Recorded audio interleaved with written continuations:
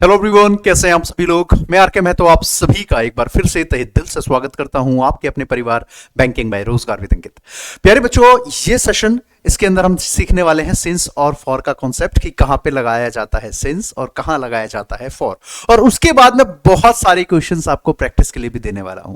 तो चलिए बिना देरी किए फिर शुरू करते हैं इस सेशन को, बहुत ही शानदार सेशन को। और हाँ, एक बात और, आपका आधार बैच बहुत जल्द आने वाला है, बैंकिंग फाउंडेशन 2026। जो भी बच्चे 2026 में बैंकिंग की तैयारी करने वाले हैं तो वो ये बैच जरूर लें, बहुत जल्द इसकी अनाउंसमेंट होने वाली है। इसके अलावा मेरी सुबह 8 बजे द हिंदू एडिटोरियल की क्लास और साथ ही साथ में दोपहर 3 बजे आईबीपीएस आरआरबी क्लर्क मेंस की क्लास होती है। आप चाहें तो वो क्लास भी जरूर अटेंड करें, आपको बहुत फायदा मिलेगा लिटरली। चलिए तो अब बिना देरी किए करते हैं स्टार्ट फिर कॉन्सेप्ट को। यहां से देखिए, तो मैं आप लोगों को इस क्लास के अंदर थ्योरी वाइज चीजें पढ़ाते हुए बताऊंगा कि सिंस और फॉर का एग्जैक्टली यूज हम करते कहां है in the reference of time. ठीक है, टाइम के रेफरेंस में कैसे कैसे यूज किया जाता है। देखिए मेरे साथ सभी बच्चे नोट जरूर करते रहिएगा। देखिए सिंस और फॉर इतना तो आप लोगों ने जरूर सीखा होगा कि जो सिंस होता है इसका इस्तेमाल किया जाता है पॉइंट ऑफ टाइम के लिए। इसके लिए तो पॉइंट ऑफ टाइम में इसका इस्तेमाल किया जाता है। वही अगर हम बात करते हैं अपने ड्यूरेशन की तो वहां पे फॉर आता है, यानी कि जिसको हम कहते हैं पीरियड ऑफ टाइम, ड्यूरेशन या पीरियड ऑफ टाइम भी कहा जाता है। आप लोगों को इतनी बातें तो पता होगी। चलो इसके ही रेफरेंस से हम जो है एक कुछ जो है टास्क देखते हैं। यहां पे आपके सामने ये मैंने दिया, मैं स्क्रीन से साइड हो रहा हूं, आप वीडियो को पॉज करके अपने आप से अंदाजा लगाना कि किस में सिंस आएगा किस में फॉर आएगा। चलो 1 2 3 4 5 हो गया। चलो उम्मीद है आपने वीडियो पॉज करके अपने तरफ से जो है कोशिश कर ली होगी। अब अपना अपना आप सभी बच्चे आंसर मैच कीजिएगा कि कहां पे क्या आना चाहिए। पूरे कॉन्सेप्ट को डिटेल में पढ़ाऊंगा, ठीक है, पूरी डिटेल में बताते हुए, पूरी डिटेल में सारी चीजें आपको समझाते हुए चलूंगा। ठीक है, चलो एक सेकंड, इसको ये मैंने मिटाया नहीं है, डोंट वरी, ठीक है, मैंने सिर्फ स्लाइड कॉपी करी है, राइट, वो यहां है पहले से। तो सिंस का इस्तेमाल हम बेसिकली पॉइंट ऑफ टाइम के लिए करते थे, फॉर का इस्तेमाल हम ड्यूरेशन के लिए या हम कह सकते हैं पीरियड के लिए करते हैं। ठीक है, पीरियड ऑफ टाइम के लिए। तो अब यहां पे सिर्फ इतनी सी बात समझने से पूरी कहानी क्लियर नहीं होगी, पूरी पिक्चर क्लियर नहीं होगी, तो हमें जो है थोड़ा सा और डिटेल में जाने की जरूरत है, थोड़ा और जो है इसके अंदर घुसने की जरूरत है। ठीक है, तो मैं आपको जो है टेक्निकली चीजें समझाने की कोशिश करता हूं। देखो मैंने ना एक टाइम ड्यूरेशन ले लिया, एक टाइम फ्रेम ले लिया, कोई भी हम मान लेते हैं, यहां से लेकर के यहां तक का मैंने कोई टाइम फ्रेम ले लिया। ठीक है, किसी काम यहां से लेकर यहां तक कुछ भी मान लेते हैं। ये है हम 2001 और ये है आज का टाइम 2026। ठीक है, 2001 से 2026 का, यानी कि 26 सालों का एक हमने टाइम गैप ले लिया, टाइम ड्यूरेशन ले लिया। बीच में एक टाइम आता है 2010 जिसमें कि RWA स्टैब्लिश होता है। वैसे तो 2010 में नहीं हुआ था, बस इमेजिन कर लो 2010 में RWA स्टैब्लिश हुआ। ठीक है, मेरे पास दो स्टूडेंट हैं, दो कैंडिडेट हैं, एक का नाम है सुमित, ठीक है, और एक का नाम है मोहित। सुमित और मोहित, ये दो स्टूडेंट है हमारे पास। पहले सुमित आता है मेरे पास और कहता है कि सर RWA कब स्टार्ट हुआ था, कब स्टैब्लिश हुआ, भी कब इसकी स्थापना हुई थी। तो इसने जैसा सवाल पूछा वैसा ही जवाब दूंगा मैं। भाई कब में पूछा है, कब स्टार्ट हुआ, तो मैंने कहा बेटा ये 2010 में स्टार्ट हुआ था। ठीक है, 2010 से ये चल रहा है। लेकिन मोहित ने पूछा सर ये कितने साल से चल रहा है, तो इनका जैसा क्वेश्चन वैसा आंसर। तो भाई इन्होंने पूछा कितने साल से चल रहा है, तो मैं कहूंगा कि बेटा ये 16 साल से चल रहा है। कितने साल से, तो 16 ईयर से। तो मेरा कहने का मतलब एक ही था दोनों में, लेकिन उन्होंने पूछा था कब से, तो 2010 से। सर कितने साल से, तो इन्होंने साल में पूछा तो 16 साल बोल दिया।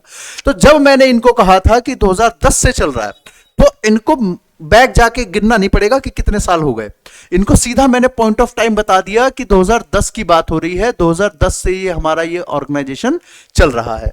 लेकिन जब मैंने मोहित को बोला कि 16 साल से चल रहा है, इसका मतलब ये हुआ कि ये 16 बार यानी कि 16 टाइम ऐसे करके माइनस करेंगे कि 2026, 25, 24, 23, 22, 21, 20, 19, 18, 17 ऐसे करते हुए माइनस करेंगे, यानी कि ये माइनस कर रहे हैं, बैक जा रहे हैं 16 ईयर्स तक। ठीक है, तो जहां पे ये बैक जा रहे हैं मतलब इनकी काउंटिंग चल रही है, ड्यूरेशन उनको काउंट करना पड़ रहा है, तो उसी को हम कहते हैं क्या बेटा, तो फॉर, यानी कि ये हो गया हमारा ड्यूरेशन। ड्यूरेशन काउंट करना पड़ा। भाई इनको तो मैंने फिक्स बता दिया, पॉइंट ऑफ टाइम पे उतार दिया कि 2010 से चल रहा है, तो इनको काउंट नहीं करना पड़ा। लेकिन जब मैंने मोहित को बोला 16 साल से चल रहा है, तो इनको 16 बार माइनस करना पड़ेगा, तब पता चलेगा अच्छा 2010 में खुला था। मेरी बात समझ रहे हो आप लोग? यानी कि जहां पे इनको माइनस करना पड़ रहा है वहां पे आपका आ जाएगा फॉर, ठीक है। और जहां माइनस करने की जरूरत ही नहीं है, सीधा पॉइंट ऑफ टाइम की बात कर दी तो आ गया सिंस। इसको मैं थोड़े बड़े लेवल पे लेके चलता हूं, थोड़ा बड़े स्केल पे लेके चलता हूं। जैसे मान लो मैं कहता हूं कि 1857 में ये क्रांति हुई थी, ठीक है, तो सीधा पॉइंट ऑफ टाइम पे मैंने बता दिया कि कब हुई थी, 1857 में। लेकिन अगर मैं कहूं आज से 842 साल पहले ये युद्ध लड़ा गया, आज से 215 साल पहले ये ऐसा हुआ, तो 842 साल 215 साल ऐसे करके जो बैक जाएंगे ना, थोड़ा सा कॉम्प्लिकेटेड हो जाएगा। ये तो नहीं है कि इंपॉसिबल है कि 215 साल माइनस करना इंपॉसिबल है, ऐसा तो नहीं है, लेकिन वो थोड़ा सा टाइम टेकिंग कॉम्प्लिकेटेड हो जाएगा। तो जहां पे माइनस करना पड़ रहा है, जहां पे ईयर्स के हिसाब से बैक जाना पड़ रहा है, मंथ के हिसाब से, आर के हिसाब से बैक जाना पड़ रहा है, वहां फॉर। जहां टू द पॉइंट बता दिया वहां सिंस। और आप अब इसी को अगर मैं आगे बढ़ाता हूं, मान लेते हैं कि अब 2026 के बाद आ गया 2027, ठीक है। अब जो है सुमित ने फिर मेरे से सवाल किया कि सर ये ऑर्गेनाइजेशन कब से चल रहा है, तो इसको तो मैं यही कहूंगा बेटा 2010 से चल रहा है। लेकिन इसके लिए मेरा जवाब क्या हो जाएगा, क्या जवाब हो जाएगा, 17 साल, 17 ईयर्स, यानी कि एक साल बढ़ गया होगा ना, हाँ कि ना। इनको मैं कहूंगा बेटा एक साल बढ़ गया, 2017 ये 17 साल से चल रहा है। अब आ गया 2028, ठीक है, 2028 आ गया, जैसे जैसे टाइम देखो आगे बढ़ रहा है, 2028 आ गया। अब इनके लिए तो जवाब सेम ही रहेगा कि बेटा 2010 से चल रहा है। इनके लिए मैं क्या बोलूंगा, तो इनके लिए कहूंगा 18 ईयर्स, यानी भाई एक साल और बढ़ गया है, 18 साल से ये ऑर्गेनाइजेशन चल रहा है, 18 साल हो गए इसको, कंपनी को। यानी जैसे जैसे मेरा प्रेजेंट का टाइम बढ़ेगा वैसे वैसे हमारा फॉर भी क्या होगा बच्चों, तो बढ़ता चला जाएगा, ठीक है। जैसे जैसे प्रेजेंट बढ़ेगा वैसे वैसे हमारा फॉर बढ़ेगा, लेकिन सिंस फिक्स है। तभी आप देखना कि आपकी जो बचपन में आपने हिस्ट्री वगैरह पढ़ी होगी तो उसमें सिंस का यूज किया जाता था ज्यादा। कारण इसके पीछे का रीजन क्या है, इसके पीछे लॉजिक ये है कि जैसे कोई कंपनी है, मान लेते हैं कोई कंपनी है, वो स्टैब्लिश हुई, तो आप देखिएगा उसमें ज्यादातर ना सिंस लिखा आता है कि ये कंपनी कब से चल रही है, तो सिंस 1993 ऐसे करके लिखा रहता है। क्यों भाई ऐसा क्यों लिखा रहता है, वो इसलिए क्योंकि अगर फॉर लिखा आया तो भाई हर साल लोगो चेंज करना पड़ेगा। भाई अभी मान लो 2025 में पूछता है कि कंपनी कब से चल रही है, तो 1993 से चल रही है, लेकिन अगले साल पूछेगा कि कब से चल रही है, तब भी तो 1993 ही होगा ना। लेकिन अगर फॉर कह दिया कि ये कंपनी 17 साल से चल रही है या 20 साल से चल रही है या 30 साल से चल रही है, लेकिन अब फॉर आ गया तो क्या बोलेंगे, अब 31 साल हो गया, फिर अगले साल फिर कहेंगे 32 साल, फिर अगले साल कहेंगे 33 साल, यानी कि जैसे जैसे प्रेजेंट टाइम बढ़ेगा वैसे वैसे बढ़ेगा। तो अगर आपके हिस्ट्री के अंदर अगर ये लिखा रहता कि आजादी हमें इतने साल पहले मिली या ये वाला बैटल इतने साल पहले हुआ, तो इसका मतलब अगले साल पूरी की पूरा डेटा चेंज करना पड़ता, अगले साल पूरा का पूरा बुक चेंज हो जाता। यही रीजन है कि एक बार सिंस लिखो और छुट्टी। अब चाहे आप इस चीज को 2050 में पढ़ो चाहे 3000 में पढ़ो, ठीक है, कोई फर्क नहीं पड़ता, आपका सिंस जो एक बार आ गया वो फिक्स हो गया। मेरी बात सबको समझ में आ गई हो तो कमेंट बॉक्स में बताना जरूर आपका फीडबैक।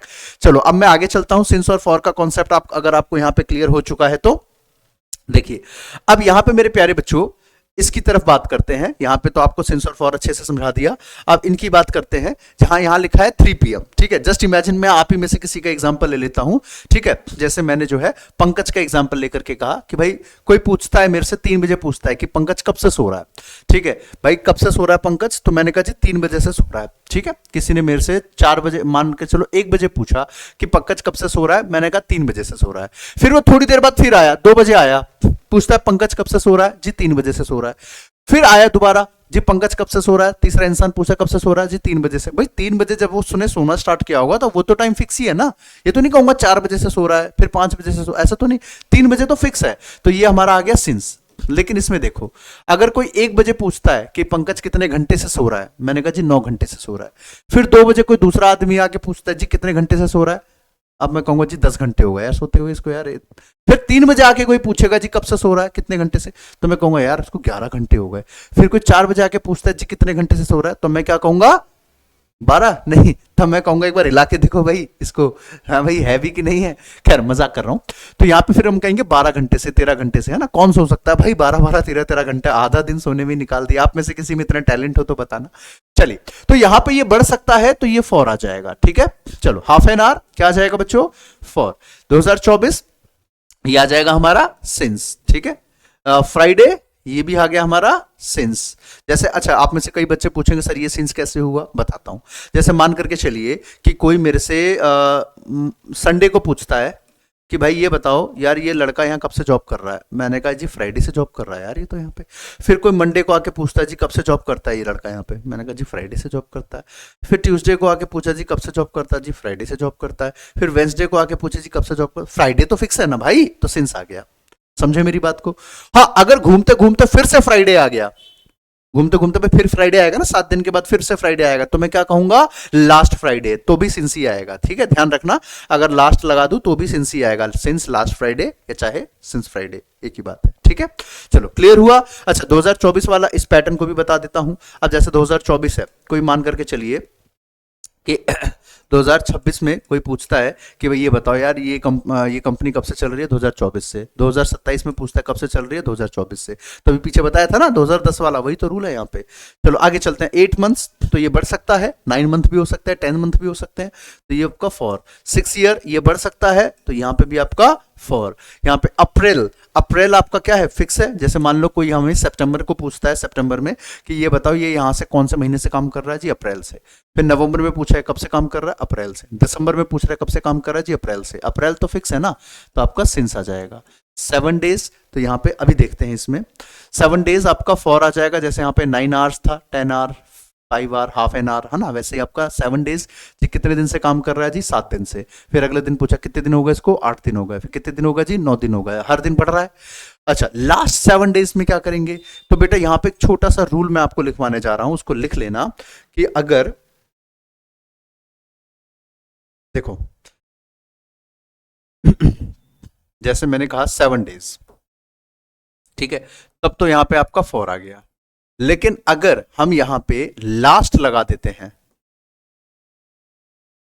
इससे पहले अगर हम लास्ट 7 डेज या फिर द लास्ट लगा देते हैं तो पूरी कहानी बदल जाती है। लास्ट लगाने से क्या हो जाता है कि ये जो हमारे पास लास्ट लगाने से क्या हो जाता है कि ये हमारे पास जो ड्यूरेशन थी वो फिक्स हो जाती है, तो ये सिंस हो जाएगा। ठीक है, ध्यान रखना। और द लास्ट लगाने से क्या हो जाता है कि ये फिर से ड्यूरेशन बन जाता है, तो 4 आ जाता है।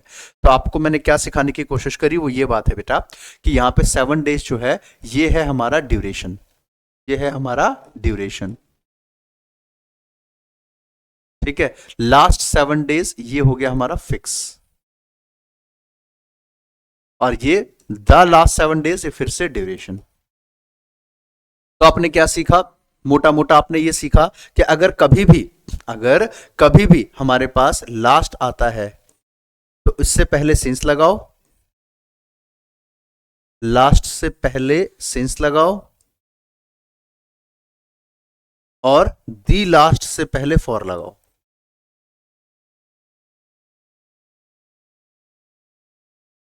दी लास्ट से पहले 4 लगाओ। ठीक है, ये ध्यान रखना, लास्ट सिंस और दी लास्ट 4। ठीक है, चलो ये ध्यान रखना, ये एग्जामिनेशन में कई बार पूछा जाता है। ठीक है, अब मैं आगे चलता हूं। यहां पे आपका लास्ट लिखा था तो सिंस आ गया, दी लास्ट होगा तो आपका ये 4 आ जाएगा। स्कूल डेज तो यहां पे आपका क्या आ जाएगा, तो देखो स्कूल डेज आप कहेंगे कि सर ये तो लंबा चला था भाई, 12 साल तक स्कूल पढ़े हम, है ना, नर्सरी से 12th तक, राइट। इसके अलावा कॉलेज डेज तो यहां पे भी सर 4 आना चाहिए, ऐसा नहीं है। देखो जैसे मैंने कहा फर्स्ट वर्ल्ड वॉर, ठीक है भाई, फर्स्ट वर्ल्ड वॉर कभी ना कभी शुरू हुआ होगा और कभी ना कभी खत्म हुआ। जैसे 1914 से शुरू हुआ, 1918 में खत्म हो गया। ठीक है, यानी कि कभी ना कभी ये शुरू हुआ है, यानी कि इसका एक स्टार्टिंग पॉइंट है और एक एंडिंग पॉइंट है। स्टार्टिंग पॉइंट और एंडिंग पॉइंट अगर होता है तो वो हमेशा फिक्स हो जाता है, तो सिंस लगाओ। उसी तरीके से स्कूल डेज, कॉलेज डेज कभी ना कभी शुरू हुआ, कभी ना कभी खत्म हो गया, तो इसलिए आपका ये फिक्स हो जाएगा, सिंस लगाओ। Second world war, Russian revolution, quit India movement, first world war, second world war, कुछ भी ऐसा आ जाए जिसका एक स्टार्टिंग और एक एंडिंग पॉइंट दिया होता है तो वो हमेशा फिक्स होता है, सिंस लगाया जाता है। उम्मीद कर रहा हूं आपको क्लियर हो गया है। ठीक है, तो ध्यान रखना, किसी भी एक्टिविटी का स्टार्टिंग और एंडिंग पॉइंट हो हो तो हमेशा वो फिक्स होता है। चलिए, अब ये तो बात हो गई आपके इजी लेवल वाले सारे कॉन्सेप्ट की। अब थोड़ा आगे चलता हूं। अब जैसे मैंने आपको ये समझाया, एक एग्जाम्पल से देने की कोशिश करता हूं, बहुत अच्छा लगेगा आपको। जैसे मैंने कहा कि Manoj has been sleeping since 3 PM, since 3 PM। ठीक है, ध्यान से समझना बेटा इसको। राइट, मनोज जो है 3 बजे से सो रहा है। राइट, अपनी जगह सही सेंटेंस है, कोई दिक्कत नहीं है। राइट, अब यहां पे अगर मैं चाहूं इस सेंटेंस में हल्का फुल्का फेरबदल करना, तो मैं ये कर सकता हूं कि नहीं कर सकता, कि यहां पे मैं 3 PM की जगह अगर मैं 5 AM लिखना चाहूं तो बन सकता है कि नहीं? हो सकता है कि नहीं? बिल्कुल हो सकता है। अगर मैं यहां पे 7 o'clock लिखना चाहूं तो बन सकता है कि नहीं? बन सकता है कि नहीं? बिल्कुल बन सकता है। अगर मैं यहां पे मॉर्निंग लिखना चाहूं तो बन सकता है कि नहीं? बन सकता है ना। देखो, तो अगर मैं ये कहता हूं कि भाई मनोज जो है वो 3 बजे से सो रहा है, इसका मतलब इस बात को मैं 3 के बाद बोल रहा हूँ, 4 बजे, 5 बजे, 6 बजे, 7 बजे। अगर मैं कहता हूं मनोज 5 बजे से सो रहा है, इसका मतलब इस बात को मैं 6 बजे, 7 बजे, 8 बजे बोल रहा हूं। मनोज 7 बजे से सो रहा है, इसका मतलब इस बात को मैं 8 बजे, 9 बजे, 10 बजे बोल रहा हूं। और मनोज मॉर्निंग से सो रहा है, इसका मतलब इस बात को मैं आफ्टरनून या इवनिंग में बोल रहा हूं। मेरी बात समझ में आ रही है? यानी कि ये जितने भी टाइम हैं, ये सारे के सारे टाइम हमारे कैसे हैं? तो पास्ट वाले हैं। कैसे हैं टाइम ये हमारे? तो पास्ट वाले हैं। यानी कि जब ये काम हम बता रहे हैं तब ये शुरू हो चुका था, यानी कि पास्ट में शुरुआत हो गई थी काम करने की। ठीक है, तो अगर मैं ये कह सकता हूं कि वो 3 बजे से, 5 बजे से, 7 बजे से या सुबह से सो रहा है, तो मैं ये भी तो कह सकता हूं ना कि जब से मैं आया हूं तब से सो रहा है। बोल सकते हैं ना, जब से मैं आया हूं तब से सो रहा है। आप लोगों ने अपने अपने पापा के मुंह से ये बात जरूर सुनी होगी बचपन में, कि जब से आया हूं तब से टीवी में घुसा हुआ है, जब से देख रहा हूं तब से सो ही रहा है, जब से देख रहा हूं तब से खेल ही रहा है, तब से देख रहा हूं तब से फोन में घुसा हुआ है। ऐसा सुनते हो कि नहीं? कमेंट करना जरूर। ठीक है, तो यहाँ पे हम ये कह सकते हैं कि जब से मैं आया हूं तब से सो रहा है। तो जब हमारे पास टाइम आया तो पास्ट आया, तो जाहिर है कि अगर टेंस आएगा तो वो भी कैसा आएगा? तो पास्ट ही आना चाहिए। तो बस वही चीज मुझे आपको यहां पे सिखाना था, यही मेरा मेन मोटो था कि यहां पे जो टेंस आएगा वो भी कैसा आएगा फिर? तो पास्ट ही आना चाहिए। कैसा आना चाहिए? तो टेंस भी पास्ट ही आना चाहिए। तो सेंटेंस ये बनेगा, आप Manoj has been sleeping since I came. यानी हमने क्या सीखा यहां पे बच्चों, ध्यान से समझना। हमने ये सीखा कि जो सिंस होता है इसके 2 तरीके के यूज होते हैं। ठीक है, टाइम के रेफरेंस में 2 तरीके से यूज होता है, एक तो टाइम दिखाना और दूसरा टेंस दिखाना। टाइम और दूसरा टेंस। अगर कभी भी इसने टाइम को रिप्रेजेंट किया तो हमेशा फिक्स टाइम को रिप्रेजेंट करेगा। ठीक है, फिक्स पॉइंट ऑफ टाइम को, फिक्स कहो या चाहे पॉइंट ऑफ टाइम कहो, एक ही बात है। लेकिन अगर ये टेंस को दिखाएगा तो हमेशा कौन सा टेंस दिखाएगा? तो सिंपल पास्ट टेंस। कौन सा? तो सिंपल पास्ट टेंस को दिखाएगा ये। ठीक है, नोट कर लेना इस बात को। अगर सिंस टाइम में आया तो पॉइंट ऑफ टाइम या फिक्स, और टेंस आया तो सिंपल पास्ट दिखाएगा। तो sentence Manoj has been sleeping since I came. ठीक है, अब एक क्वेश्चन मैं आपको यहां पे देना चाहूंगा। एक क्वेश्चन मैं आपको देता हूं, जैसे ये रहा क्वेश्चन, आपके एग्जामिनेशन में ये क्वेश्चन आया हुआ है। ठीक है, ऐसे करके, since dash economic liberalisation in 1991 the private sector has played a crucial role in employment generation. यानी कि भाई जब से जो है 1991 में जो है इंडिया ने अडॉप्ट किया था इकोनॉमिक लिबरेशन को, तब से बहुत ज्यादा प्राइवेट सेक्टर ने बहुत क्रूशियल रोल अदा किया एम्प्लॉयमेंट जनरेशन के अंदर। तो since India has adopted, India adopts, had adopted, was adopted या अडॉप्टेड। तो यहां पे देखो मिस्टेक, पहले तो गलत वाले को ढूंढ लेंगे। कैसे? तो यहां पे इंडिया हैज अडॉप्टेड, ये प्रेजेंट परफेक्ट टेंस हो जाता, ये काट दो स्टार्टिंग में, क्योंकि देखो सिंस लिखा ही हुआ आ गया आपका। ठीक है, तो यहां से आपका ये कट जाएगा। इंडिया अडॉप्ट्स, ये प्रेजेंट टेंस है। ठीक है, ये पास्ट तो है लेकिन पैसिव वाला है, इंडिया को अडॉप्ट नहीं किया गया, इंडिया ने अडॉप्ट किया था, पैसिव तो रखना ही नहीं है। ठीक है, हैड अडॉप्टेड, ये पास्ट परफेक्ट बन जाता। तो हमें चाहिए कौन सा? Simple past. तो ये रहा आपका सही जवाब। ये आपके एग्जामिनेशन के अंदर क्वेश्चन पूछा गया है। ठीक है, आपके प्री एग्जामिनेशन में आई थिंक आपका आईबीपीएस क्लर्क प्री के एग्जामिनेशन में क्वेश्चन आया था। ठीक है, चलो इसके बाद और आगे चलता हूं मैं। अगला क्वेश्चन ये रहा आपके सामने, एक बार इसको देखते हैं। Since the court delivered their landmark verdict, debate on constitutional morality have intensified across the country. तो यहां पे इस क्वेश्चन को देखो, since the court delivered their, अब यहाँ पे देखिए सिंस लिखा है, सिंपल पास्ट आना चाहिए, तो डिलीवर्ड तो ठीक है, कोई दिक्कत नहीं है। अच्छा, यहाँ पे हैज डिलीवर्ड था, इसको काट दो क्योंकि हैज तो प्रेजेंट परफेक्ट होता है। डिलीवर्ड सिंपल पास्ट ठीक है, हैड डिलीवर्ड पास्ट परफेक्ट है, हटा दो। डिलीवर ये प्रेजेंट हो गया, वैसे भी गलत है क्योंकि कोट सिंगुलर है तो डिलीवर्स होना चाहिए था, ये तो दोनों एंगल से गलत है। अब बचा या तो नो इंप्रूवमेंट और या तो बचा ये, अब इनमें मैच कर लो। The coat, delivered, deliver, there और इट्स। अब बताओ से कोट के हिसाब से देयर आएगा या इट्स आएगा, तो यहाँ पे कोट सिंगुलर है तो आपका इट्स आना चाहिए ना कि देयर। ये आपका सही जवाब आ गया, बी ऑप्शन। ठीक है, इसके अलावा मैं एक क्वेश्चन आपको होमवर्क के रूप में देना चाहूंगा, ये आपका होमवर्क है, इसको अपने आप से मुझे कॉमेंट करके बताना कि इसका सही जवाब क्या होना चाहिए। मैं साइड हो जाता हूं स्क्रीन से, स्क्रीनशॉट ले लो आप। 1 2 3, ठीक है, नीचे कमेंट करके वीडियो पॉज करके भी आप आंसर दे सकते हैं, इसका अपने आप से देना। और इसके अलावा आपको भर भर के अगर प्रैक्टिस चाहिए तो ये पीडीएफ मैं आपको दे दूंगा। देखो कितने सारे प्रैक्टिस क्वेश्चन है, ये देखो ये देखो ये देखो कितने सारे प्रैक्टिस क्वेश्चन है, इसमें सभी में आपको सिंस फॉर भरना है और इसके साथ इसका आंसर की भी मिलेगा। ठीक है, इसी की अगली स्लाइड में आंसर की भी दे दूंगा मैं। ठीक है, देखो यहाँ पे सिंस फॉर आपको भरना है। किस किस बच्चे को ये पीडीएफ चाहिए कमेंट करो। खैर मैं बता देता हूं कहां इसकी पीडीएफ मिल जाएगी। देखो काफी सारे क्वेश्चन है, तकरीबन 25 26 27 तक क्वेश्चन मैंने आपको यहाँ पे दे दिए। ठीक है, तो इसकी पीडीएफ कैसे मिल जाएगी वो मैं आपको बता देता हूँ। देखो सबसे क्लास कैसे लगी ये मुझे कमेंट करके बताना जरा, और इसकी पीडीएफ कहाँ मिलेगी वो मैं बता रहा हूँ। एक तो बैंकिंग बाय रोजगार विद अंकित जो आपका टेलीग्राम ग्रुप है वहां पे भी मिल जाएगी, ऑफिशियल ग्रुप के अंदर। अगर वो टेलीग्राम ग्रुप ना मिल पाए आप मुझे मैसेज कर दीजिएगा टेलीग्राम पे @RK276, तो मैं आपको मैनेजर सर से बोल के ऐड करवा दूंगा। जो फ्री वाला ग्रुप है हमारा वहां पे मैं डाल दूंगा, वहां से भी ले सकते हो। दूसरा तरीका ये है पीडीएफ क्लास नोट्स पे क्लिक करना। ठीक है, एप्लीकेशन डाउनलोड करके रोजगार विद अंकित एप्लीकेशन पे जाके पीडीएफ क्लास नोट्स पे आना, बैंकिंग बाय RWA, वहां पे जाकर के आप स्क्रॉल करोगे तो मिल जाएगा। वहां पे आपको ग्रामर ज्ञान series, the Hindu editorial, vocab सारे, तो वहां स्क्रॉल करते जाना तो वहीं पे आपको ये मिल जाएगी इसकी पीडीएफ। ठीक है, फिर भी कोई जानकारी चाहिए 9818489147 नंबर पे आप कॉल कर सकते हैं। मेरे से बात करनी है तो बात करने के लिए भी आप बोल सकते हो, हमसे बात करवा देंगे। ठीक है, तो यहाँ से आपको सारी चीजें मिल जाएगी। क्लास कैसी लगी मुझे कमेंट करके जरूर बताना, और अगला टॉपिक किस पे चाहिए वो भी बताइएगा। बाकी इस तरीके की और भी मैं जो है छोटे छोटे सेशंस आपके लिए लेता रहूंगा। ठीक है, मिलते हैं फिर अगली क्लास में, तब तक के लिए सभी प्यारे बच्चों को bye, take care, keep learning, keep growing. जय हिंद, जय भारत। और रोज सुबह 8 बजे मेरे साथ जुड़े द हिंदू एडिटोरियल एनालिसिस की क्लास में। थैंक यू वेरी मच, जय हिंद।